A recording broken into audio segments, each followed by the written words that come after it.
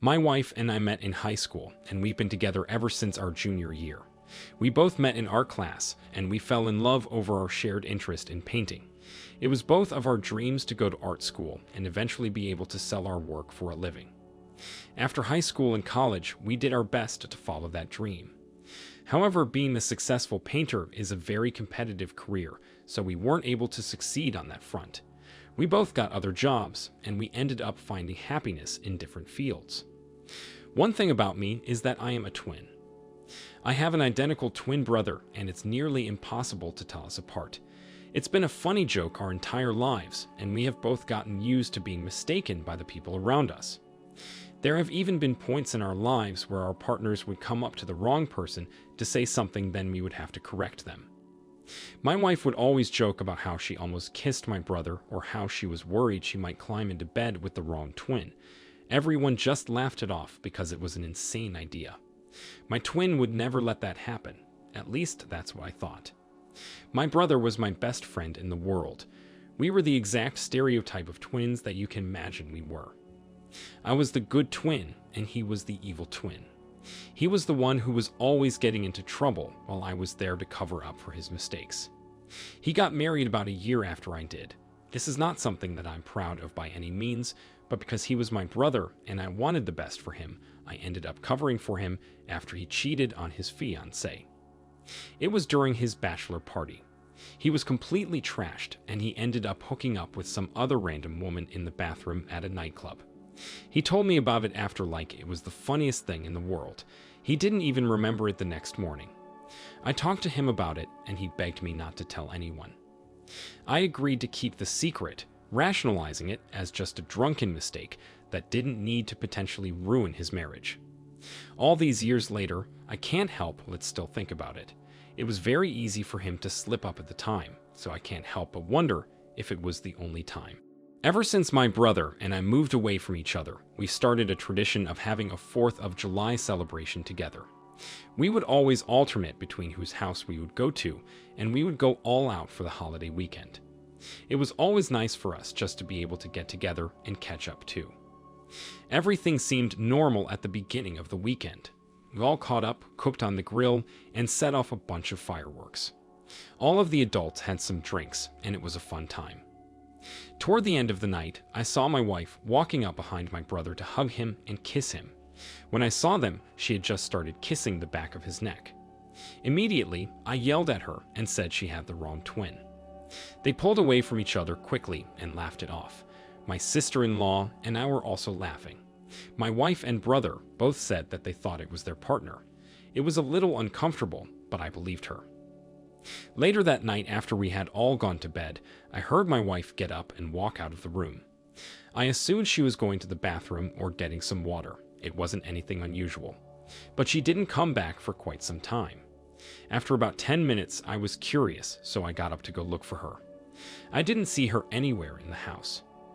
I went back upstairs to call her, and that's when I noticed her phone was still on the nightstand. While the screen was lit up, I saw that there were a couple of unread messages from my brother. I picked up the phone and looked at them to realize they were sent just moments before she walked out of the room. I unlocked her phone to look through them, and I saw a message that read, "Are you serious about what you said earlier? Because I really do think you're sexy." My wife replied saying that she was serious, and he told her to meet her in the garage. My brother had a detached garage in his backyard, which explained why I didn't see her anymore in the house. Their messages were quite alarming. It was only that brief conversation in the messages, but it definitely seemed like they were about to do something in the garage. I went to the garage as quickly as I could to try to catch them and whatever it was they were doing. As I stepped outside, I noticed that the lights inside the garage were on. When I peeked through the windows, I didn't see either of them at first, though I did notice one of the cars rocking back and forth. My gut told me that they were in the car sleeping together. I opened the side door and I looked inside to see that I was right. I had the foresight to take one picture of them before I opened the door and dragged my brother off of my wife. They were both shocked to see me, but they quickly covered themselves up and tried to apologize. We got into a full-blown screaming match. I was yelling at my brother and threatening to hurt him. My wife was trying to calm me down, but I was yelling at her too. Everyone inside the house heard it, so my sister-in-law came running out to see what was going on. When I explained everything, she joined in on the argument too. One of the neighbors actually ended up calling the police because we were fighting. Nobody was charged with anything. The officer that came out just did his best to separate us and calm us down. I ended up driving off alone that night to try and cool down without having to be around my wife or brother. When I got back the next day, my brother and wife had been kicked out of the house. I spoke to my sister-in-law, and she told me that she couldn't be around either of them, so she made them leave. I had countless missed calls from my wife, but I ignored all of them. I talked to my sister-in-law before anyone else to see how she was feeling. Apparently, when she asked my wife why she would do that, she told her that it had always been something she wanted to do. Toward the end of our conversation, I told her about what happened at my brother's bachelor party. She was hurt that I didn't mention anything before, but I think that put the nail in the coffin for her. It just didn't make sense to either of us because my brother and I are identical twins. There was nothing about my brother that I didn't also have appearance-wise. A few days passed and I was back home and ready to have a conversation with my wife. I planned on telling her that we were going to be getting divorced and she had no say in the matter. When I asked her for clarity, she told me that it had always been something she wanted to do. Because we were twins, she wanted to sleep with both of us. She had been curious about how similar we were in different ways. The more she tried to explain herself, the more irritated I was with her. It really just seemed like she had some kind of fetish about it.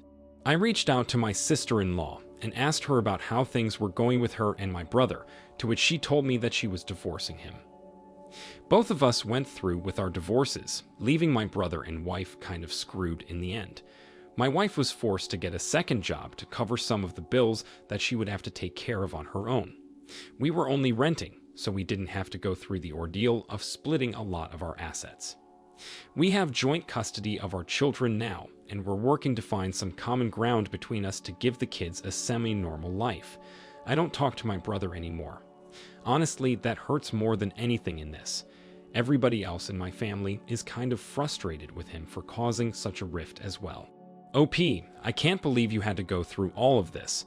Having your partner cheat on you is already awful, but with somebody that you're so close with like your own twin brother is devastating. I can't even begin to imagine how it must feel to lose both of them at the same time. Your wife's excuse for cheating on you is absolutely ridiculous. It's unbelievable that she would be so willing to throw away the life she built for a one-time affair just out of curiosity. I agree, it must have been some kind of fetish or fixation that she had. It's such a shame that you also lost your brother when you went through all of this. It seems like the two of you were very close, and it must be difficult finding a new balance in your life. I know your family is going to need some healing before any of you can even try to really talk about this. I hope you're all doing well now and you're able to move forward in the future. Now, let's move on to our next story. My girlfriend and I have been together for 5 years, and I was planning on proposing to her before all of this happened. We met in college, and now that we've both graduated and have good jobs, it seems like it's the right time to take the step forward. She was practically everything I wanted in a partner. She was kind and funny, and she always put other people before herself. I have wanted to start a family practically my entire life, and she seemed like the perfect partner to do that with. She wasn't the first woman that I had been with, but I was the first guy she had been with. Just a little backstory about me, I've never really felt the drive to have sex that a lot of other men do. I see in popular media how it's almost a compulsion that a lot of guys have. I've always felt someone indifferent towards it. Through some friends, I've been able to come to the conclusion that I might actually be asexual. I don't mind sex. I've had it many times, but it's normally something that I do just for the sake of a relationship. When my girlfriend and I first hooked up, she told me that she thought I didn't like her because I never made a move on her. I've never been the one to initiate anything because I genuinely don't think about it. When I told my girlfriend that I thought I might be ace, she was a little bit upset about it. She didn't know what it meant for our relationship if I didn't want to have sex. I understood her concerns, and I told her that if she wanted to find someone else who could be more aggressive sexually, then I would support her. Of course, I told her we would be breaking up and we could continue being friends. After a long discussion, we decided that we wanted to continue our relationship. Again, I still had sex, and I didn't have a problem with that, so our compromise was that she would just have to be more upfront about when she wanted it. I know this sexuality seems confusing, so just a brief explanation of it before moving on. I am a sex-neutral asexual, meaning that I don't have any aversions to sex, I just don't personally feel a need to have it. Some asexuals are aromantic and don't want any relationships at all. Some, like me, still want to be in a relationship and have a partner. I'm stressing this here because I was very vocal about this after our conversation. I told my girlfriend that if she ever felt like this wasn't working out, I wanted her to tell me so we could move our separate ways. I didn't want her to feel like she was having to sacrifice a part of the relationship to be with me, but I wanted a monogamous relationship. I had no interest in opening anything up so we could still continue our emotional relationship while she was sleeping with someone else. After I told her everything, we got back to normal pretty quickly. A couple of times a week she would initiate sex, and we would have it like we always did. Over the course of about 6 months, she slowly stopped initiating it. Again, I really didn't think about it much. There was a point while we were watching a television show together and a sex scene came on that the sudden realization hit me.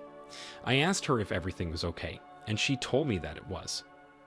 I was a little bit concerned when I realized we hadn't had sex.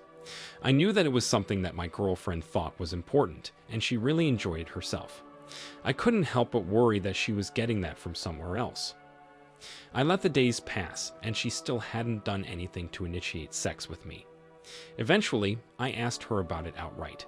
She told me that she just hadn't really been in the mood, but assured me that there was nothing going on. I felt comforted hearing her tell me that outright. At least I felt that way until I saw a mark on her neck. It was something that she was clearly trying to cover up with makeup, but the collar of her sweater rubbed it off just a bit. It was clearly some kind of hickey. I didn't say anything right away. Instead, I just pretended like I didn't see anything. I knew I needed to try to figure out what was going on before she continued to lie to me. She had recently taken up a yoga class, and after doing some thinking, I realized that the dates kind of coincided with when we hadn't been sleeping together. I thought that if she were taking the time to cheat on me, that might have been it. So, I waited for her to tell me she was going to yoga one evening, and I followed her there. I was right to suspect that she wasn't actually doing yoga because she met a guy at a bar. It was hard for me to make out who he was at first because he was facing away from the window, but as they left together I recognized him instantly. He was a friend of hers that we would occasionally hang out with. Because he was her friend, seeing them together wasn't damning in itself. They could have just been grabbing a drink, but I didn't understand why she would lie about going to yoga. I needed to find something more concrete before I went to her with this. I followed them as they went back to what I figured was his apartment.